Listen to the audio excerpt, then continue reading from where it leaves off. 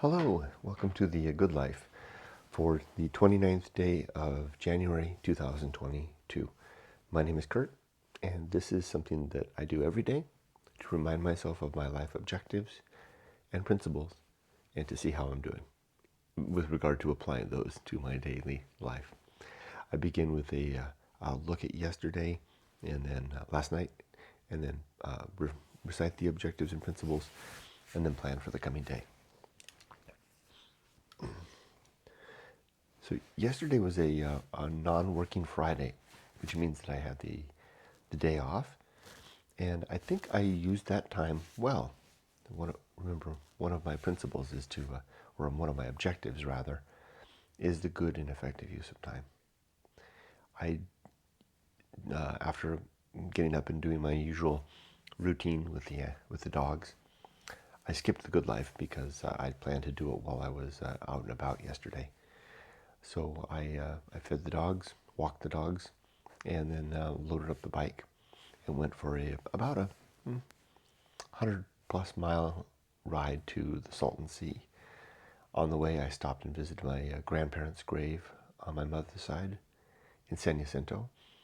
I had a nice breakfast at McDonald's, and then went over the mountains, which is no small feat. The area that I am in is, I don't think it's technically called high desert, but it's more aligned. It's more similar to the high desert than the low desert. There's two main, geographical, geological areas of desert in Southern California where I am. There's several different deserts. So Sonoran Desert, the Mojave Desert, but in terms of geologically, there are different elevations, the high desert and the low desert. And I'm kind of in the high desert, so I went over the mountains, the San Gregorio mountains through passes, down to the low desert. And boy, was it cold riding up over those mountains. And then boy, was it hot when I got down to the actual Salton Sea, which is a low basin. I had been telling my wife that working from home and not commuting every day has robbed me of my comfort level on the motorcycle. I'm no longer really aligned to the motorcycle like I used to be when I was riding 100 miles a day, Monday through Friday. Yesterday was different. It wasn't the same as before, but I felt like I was on the bike. I was aligned. The bike and I were one, so to speak. It was a good ride, a fun ride. Lots of music, mostly not podcasts, but listen to music most of the time. Put my favorite playlist on, and just wound through the mountains. I could definitely see myself doing that particular ride. That could be my new default in a way. Yeah, that's right. That could be a default ride. If I don't have a plan for a Friday, I could just do that same ride. It filled the day nicely with really good interest. And then there's something about the Salton Sea that kind of reminds me of Siberia. I went to a place called the Salton Shores, kind of a deserted, kind of a marina area. Quite desolate in terms of, not desolate, there's people there, but desolate in terms of, it's the kind of place that humanity's kind of given up on in terms of, people live there, but they've kind of given up on the more conventional pursuit of the good life, right? The manicured lawn and the new model car in the driveway, kids going to the best schools. None of that. There's none of that pretension or ambition, maybe we could call it. It's full of people who have seemingly settled. I don't know if that's the right word either. They've maybe that is the right word. Kind of settled, like settling to the bottom. I don't mean that in a disparaging way, but I'm trying to avoid saying the word give up. They've given up. I mean, I can relate. I mean, if I wasn't married to Yumiko and a father, I would probably take up a place there. I would probably buy one of those houses, if not in the Desert Shores. It's not called Salton Marina, or Salton, whatever I said before. It's Desert Shores is the name of the community. I would, I would be one of them.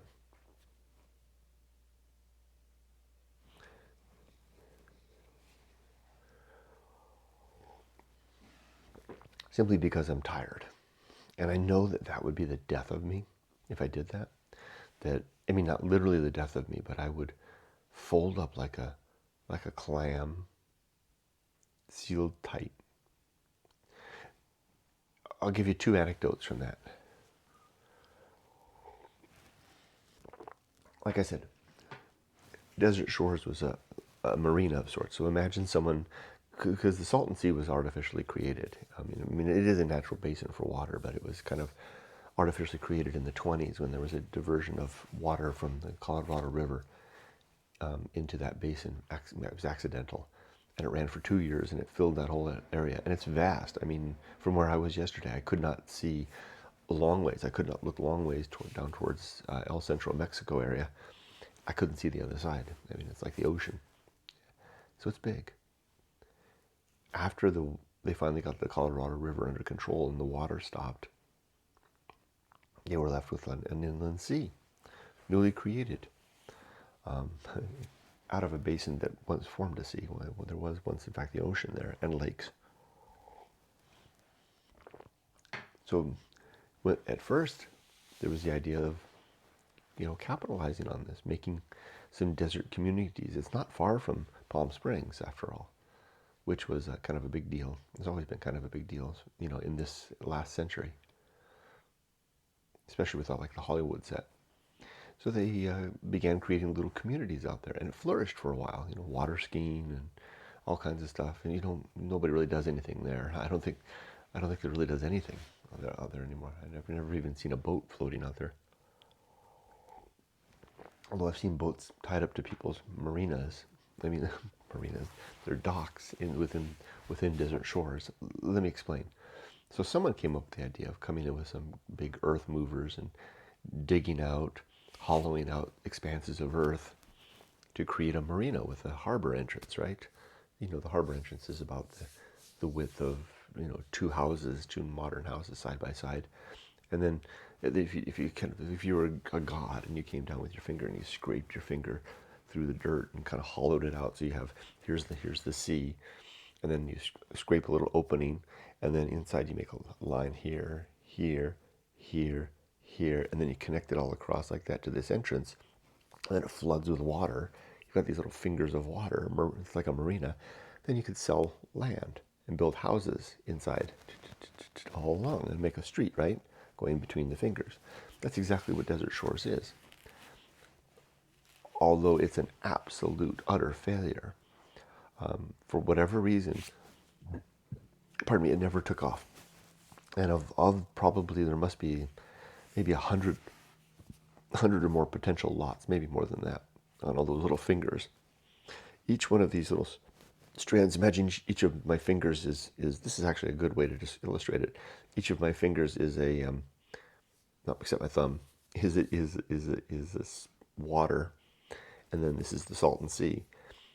On each of these little areas of land between, there's probably 2 to 3 houses dotting these edges where there could have been,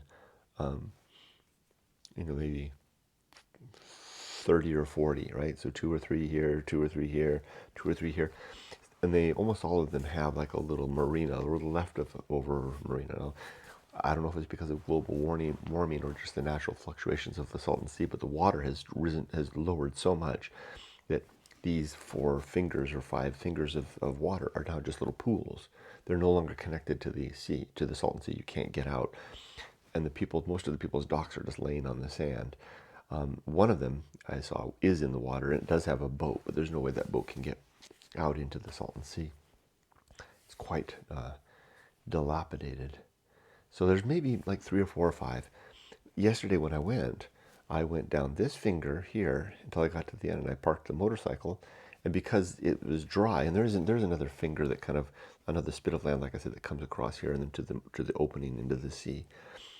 So I was able to walk down into what used to be water, across the kind of the mud flats, which are as hard as hard as almost hard as stone now, so to speak, up, and then I was over here. I parked at the end. Where I parked my motorcycle here, across the way, there's a house right here. Remember, I started off, I was going to give you 2 anecdotes about people who have closed off. I went out, I did my thing. I sat by the water, I thought. I looked at the dead birds. I saw a vulture.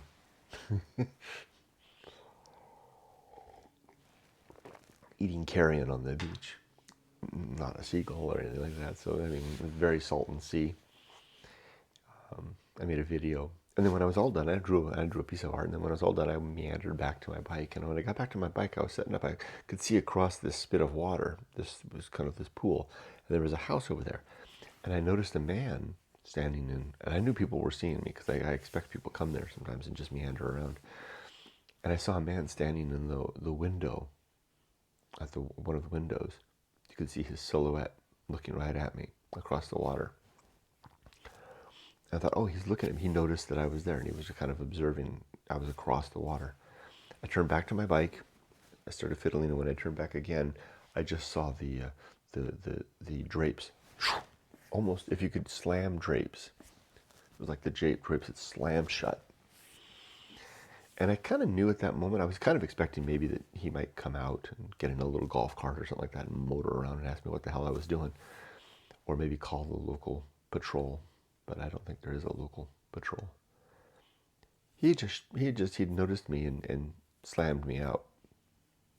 I spent a bit of time there, nothing ever happened. I mean, after that, it took me a while to get ready to go. That was the first incident. An incident of being noticed and clamshell shutting. Don't want to have anything to do with me, or even the fact that I was there. After that, I got on the motorcycle and I motored all along. Actually, I turned on the camera on the helmet and I motored pretty much the whole thing. I might make a video about this and set this to some music that my friend Noarians made and sent me. And I motored all along. And I decided to go into, there's a small clutch of, I think that's the word, small group of businesses right by the entrance to the entrance there to the community off the highway. And there's like a dead market. There's a smaller market that's still alive. I think they would call it like a carcenita. I can't pronounce the Spanish, where they have like a butcher too, Mexican butcher. You get food. I probably should have eaten there, but the experience. And then there was an honest to goodness restaurant there. Now, the restaurant had a sign out front. It was open. I could see that. Well, first things first, I walked up to the restaurant, and I'm very particular about my restaurants. I don't make scenes, but if I don't, and it all comes from an experience that I had. I had several experiences, but one in Japan where I went to a noodle shop. Yeah, once I was on my bicycle and I went to a noodle shop and I looked at it from the outside, and it looked like I can't think of any parallel here in the United States. I've only ever seen it in Japan, where there are businesses, again, with a clamshell closing in on themselves. There are these Japanese people typically don't move. So even Shimura Ken, the late Shimura Ken, even had he did a skit on this, where the businessman going into the noodle shop, where the proprietor was an ancient woman who probably should have closed the shop up 30 years prior, but has kept it going just because of the inertia of her life, kept it going. And Shimura Ken, I mean, she's deaf. It's not clean. She's practically senile. And Shimura Ken is just, the busy, anxious businessman is just having this horrible experience in this restaurant that should be no more. And there's lots of businesses like that. Japanese people don't stop typically. They'll just, especially if they've got their own little home business, especially if it's one of those businesses where the two-story affairs where they've got like the little shop downstairs, a retail shop of some sort, and then they live upstairs. This is really true of those ceramics dealers. So you would see in Japan these ceramic stores where just the first floor was just cups and bowls and stuff, just anything made of ceramics. And either they would be living upstairs or just behind it with a little curtained door. And I would go into those places because sometimes you find some really good stuff in there, especially you'd find some old maneki neko statues and stuff. And I used to, when I was living in Japan, go into those places and, a little sound would sound, I'm not doing it right, would make and some ancient, usually a woman, sometimes a man, would come out from behind the curtain and gaze at you from back by the ancient cash register. Now, that was harmless because there was nothing more to do than simply observe the patron in their store and imagine what it's like if they actually have to prepare you a meal. I had that experience one time at this noodle shop, and as I stood outside the noodle shop, I really wanted noodles. I can't remember what it was. Maybe soba. Although gosh, soba is such a classy noodle. I want to say it's ramen because ramen is kind of the lesser noodle, right? And I stood outside there and I looked in the display window where it has, the little plastic displays, and all of them were sun-baked, kind of withered and discolored, and it just, didn't, because, the nice restaurants, those model food look really good. It looked horrible. There was dust and, I mean, screaming at me, this is not places like from that Shimura Ken thing. This is going to be a terrible experience. And sure enough, I opened the door and went in, and it was exactly that, although it was much worse than what Shimura Ken had experienced, because it was real. I had the worst bowl of whatever it was, and it was a horrible experience.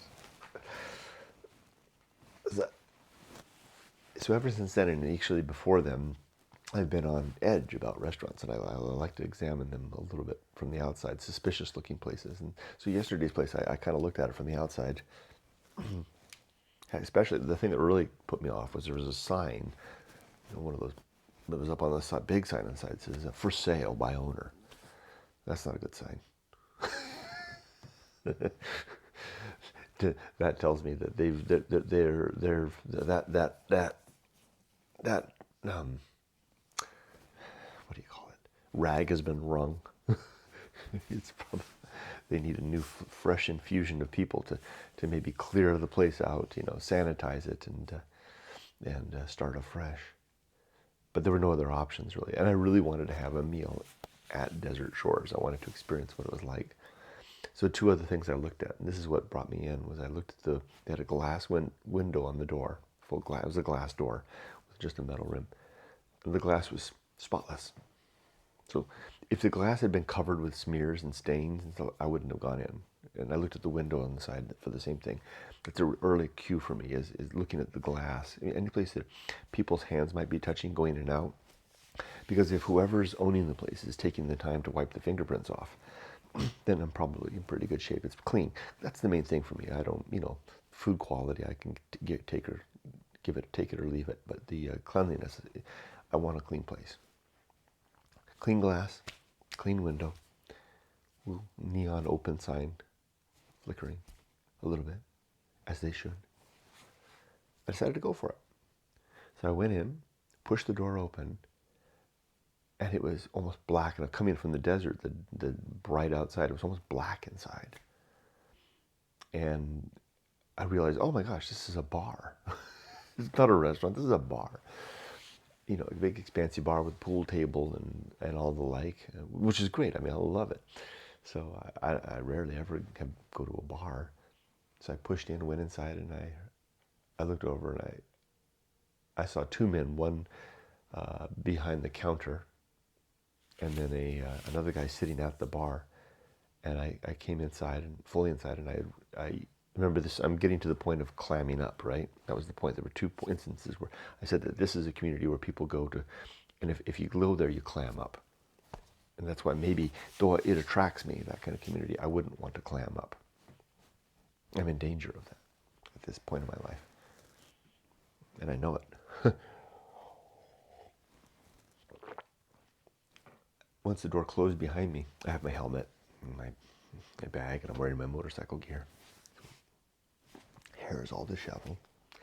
And it's quite a ways across. It's a big inside, huge interior. I kind of shout across the thing, "Hi, are you open?" And then the guy behind the counter, he's Mexican, so he's got a bit of an accent. And yes, come in, sit anywhere. Or I can't do a Mexican accent. So I decided I'm going to saunter right up to the bar like a local. Big long bar. So the one guy was sitting here, and I chose a spot like 4 spots down by the end. Sat down, and the bar was really tall, so I felt like a little kid with this bar and a helmet and stuff like that. And the guy comes over and gives me a menu, and I look at the bar, it's spotless. I look at the menu, that's another sign of a restaurant, right? Cleanliness is, what's the state of the menu? Does it have food stains on it? Heaven forbid, is there some long black hair stuck in the menu condom, the plastic thing that covers the condom. Ugh, this menu is just spotless, professional looking. I looked around, place was very clean. The guy behind the counter was this short of indifferent. He was doing his job, but not much or if any enthusiasm. And I quickly perused the menu. I ordered asked if they had if they made chimichangas, just on hope, and he said he very politely, very politely. In fact, he pulled this off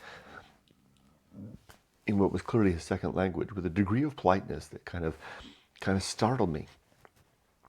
It was like a matter of he basically told me, we just have what's on the menu, but he said it in such a way that in fact, I wish I could remember what he said. Everything about him was, the impression that I got was that this was a man that somehow circumstance, life had brought him to this place, to this community, to a world where English was he probably came from Mexico, where English was the second language, probably had a challenging time up and coming. But something about him, if fate, so to speak, had brought him some other circumstances, that he has the raw faculties to have done much with his life. Not that what he's doing isn't much. I don't know anything about him. He may be a wonderful family man, father, and husband, and probably he is. But you get you know what I'm saying, right? He somehow found himself in kind of a backwater of society, where he could have, he probably has the resources and the capabilities to have been maybe a captain of industry. I mean, there was something about him in that capacity. And remember, one of my principles is the principle of public speaking. He spoke, he communicated really well, even though he was doing it through a second language. Very disarming. But there was something about him also that was very clammy. Not clammy, but the closing of the shell. So I wound up ordering an asada burrito and a Dr. Pepper. I thought about getting a beer, but again, I'm on the motorcycle, and I'm, like I said, I'm not on my A game on the bike, so I got the Dr. Pepper. And while he did that, I went away to the restroom to wash my hands. And the restroom was spotless. I mean, this place was really clean. And when I came back, my Dr. Pepper bottle of Dr. Pepper, plastic bottle of Dr. Pepper was waiting there with a plastic cup full of ice, a straw, the little coat caddy thing with napkins and stuff. I mean, it was really nice, well presented. Food wasn't there yet. And but the waiter had disappeared. And he was never to come back, except to bring my food, and then I would never see him again, except when it came time to pay the bill.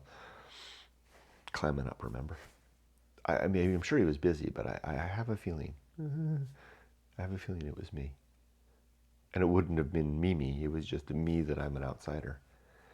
So now I'm there, and they had been watching those two gentlemen together. There was television right in front. They'd been watching a Disney show in Spanish. I think it was, I don't know, one of the princesses, one of the big Disney cinematic features in Spanish. Very loud, it seemed.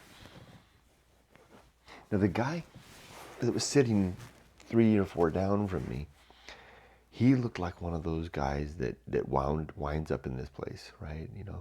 Long, greasy hair, clothes didn't fit, very kind of small, not small as though his genetics were small, but small as though he'd grown up at a time when he didn't get enough nutrition for his body to fully develop.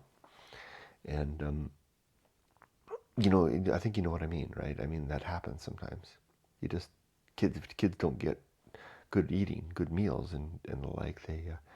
They might not grow up strong, and that's what he looked like. I mean, I used to live among these people when I lived in Lake Hughes, and teeth not so good, and losing some teeth. You could see the sunken pieces. Probably my age, maybe a little younger than me, wearing and it was hot, and he was wearing a black leather jacket, kind of all worn and stuff. But the thing that really got me was the way that he communicated. Have you ever seen Fiddler on the Roof? If you've seen Fiddler on the Roof, there's one character in there, the beggar. He looked like him, actually. And the beggar that was in their little community never really said words. He kind of made like a sound, like ee, and he would hold out his hand, ee. And then literally after I came back and I sat down and I started to do my Dr. Pepper, I kind of turned just to acknowledge him. He was sitting there, and he had in front of him, he had a bottle. It was like a power drink and a pack of cigarettes, which was a surprise to see, right? The pack of cigarettes. And I kind of turned to him and kind of did the little nod, and he turned to me with a very like, oh my God, he's looking at me, right? He looks at it, and he literally made that same sound that from the Fiddler Roof character. And I was like, oh wow, okay. And I didn't know what to make of that, right? Now they had the Disney show. They had turned off the Disney show. Immediately after I came in, they got the remote. As I was looking at the menu, they were fiddling with the remote, and I could see the numbers down, the sound going down to nothing, right?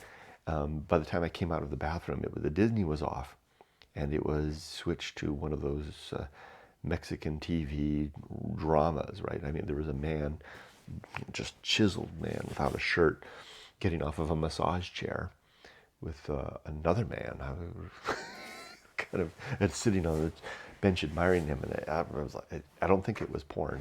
I think it was just, I don't know what it was. It wasn't porn. It was Mexican TV, but I would have expected it to be man and woman. Anyway, so I'm sitting there, and after a minute or so, and I decided not to engage them in conversation, because they probably get people like this in their place, people looky-loos, so to speak, that are coming to look at their community.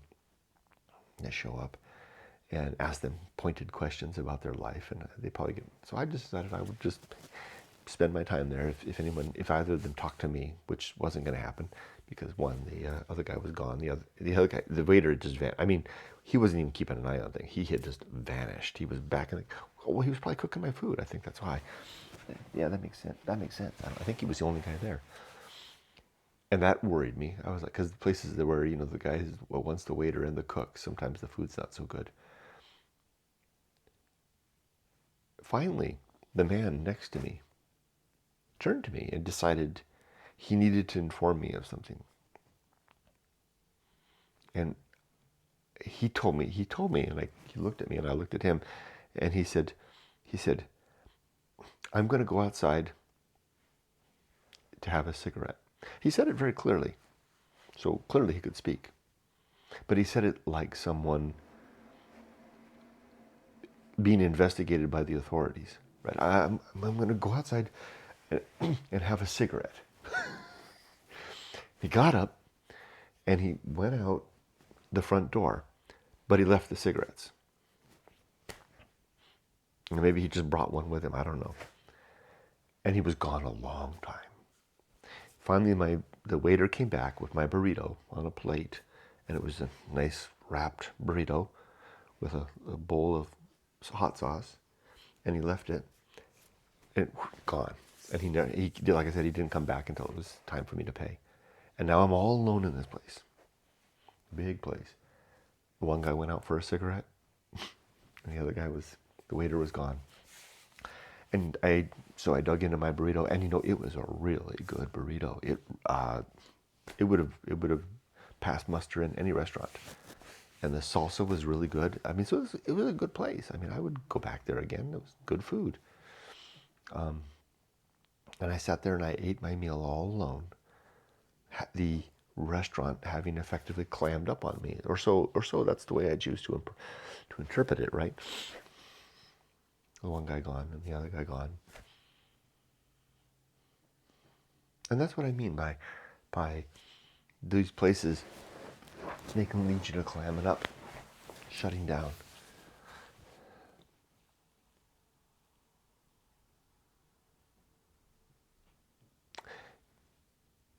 Eventually, the man that was sitting next to me came back, but he came in through the back door. And he sat down and didn't say a word. He lifted his energy drink. Clearly it was empty. Took one last sip. As people, nervous people too, you know how even when the drink is empty, you might you need to do something, so you just like to take a feign mock drink anyway. That's what he did. The waiter began to kind of appear at far distance in the entrance there, because he probably sensed my meal was done and that I might want him to pay. And I kind of caught his eye, and he came over and brought the check. And it wasn't much. It was $15 for the two, and actually it was less than that. I think it was like 12. And with the tip, I paid, and I left. Before leaving, I walked around the restaurant looking at they had photographs from Salton Sea in its heyday, maybe even that community in its heyday. Smartly dressed,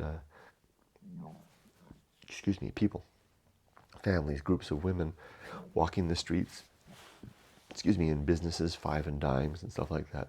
Because this area once had a time when it was on the rise before it crashed hard. And I left without a word from either of them. I just kind of, because they're far off again, back in the same tableau that I had seen them before. And I went outside. Now I was out at the bike for a while. And when I got everything up, fired up, and I started riding away, remember I said there was a restaurant, the smaller market, carnicito, whatever you call it, and then a dead market. And as I rode down the street, I looked over, and against the dead market, there was a wall. That man was standing there in his black leather jacket, leaning against the wall in the blazing sun. And it was hot, even though it's January.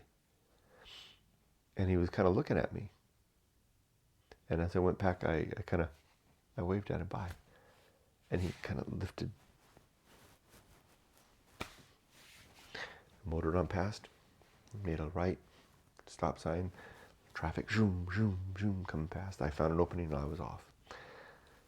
So there's my story of my experience at Salton Sea, a place that where I think where community is a lowercase c community, whatever that means, a lesser community, more of a community of people who have withdrawn, as I would. Like I said, if I didn't have my family, I would probably withdraw into a place like that, if not the Salton Sea, maybe a small place out in the desert somewhere or in the mountains. And I know that that's a bad route to go for me. That would be the beginning of death before death. Maybe it's not a bad thing. Maybe it's kind of a withdrawal. Maybe it's kind of a hermitage that I could actually make some good use out of. I've got this big pile of books over here that I'm working my way through. Maybe I could work on that. But to what end? It would be like, because so much of what's good in life comes from what we have are connections to others in our community. What good would that be?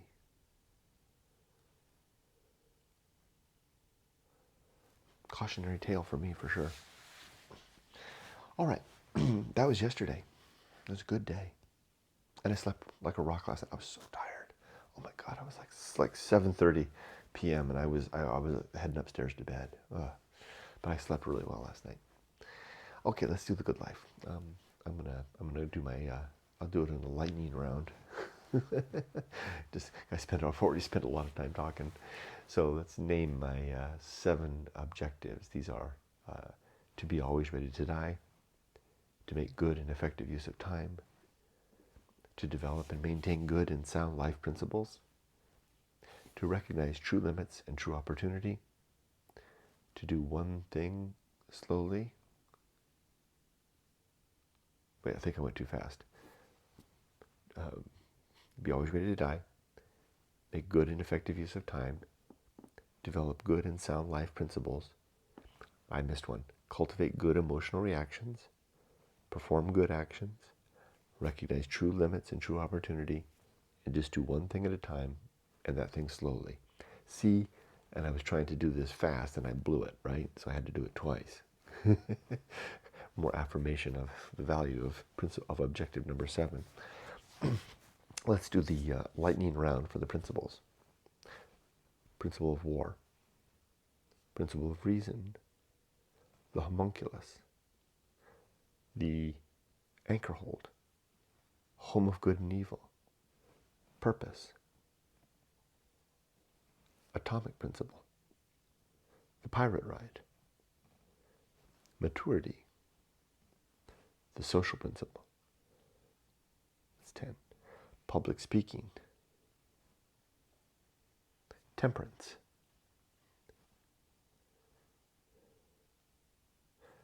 the horror show, the Feast of Offal,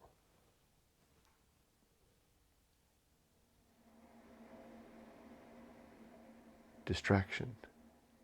It's 20. That's 15. Distraction.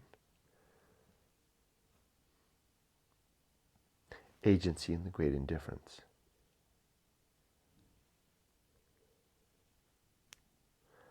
The best seat in the house. The path of wildness. The risk of avoiding risk. Sin and damnation. That's 20. 10 more to go. Complete oblivion.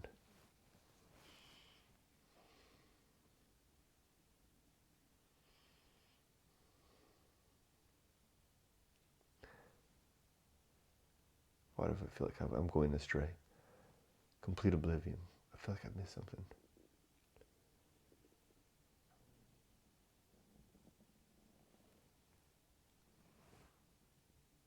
Did I say sin and damnation? I think so. It's 21.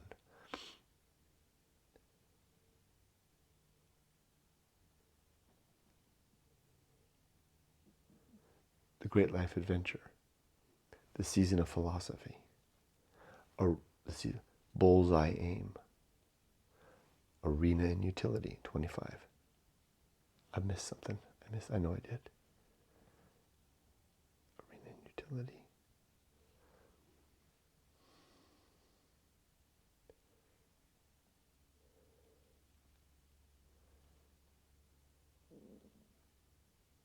Nothing is enough. And then the principle of fun. I missed 3 somehow. Well, let that be my lesson, to avoid the lightning round. Because clearly I blow it when I try. No sense in trying to go back. So, well, this was fun. What a good use of time yesterday was. And I made a video out of it that I really thought was useful, the Life Without Principle video. I might switch that up on the channel, put that as the lead video. I think that really captured a lot. You know, so obvious to me now that why would a nihilist look for principle?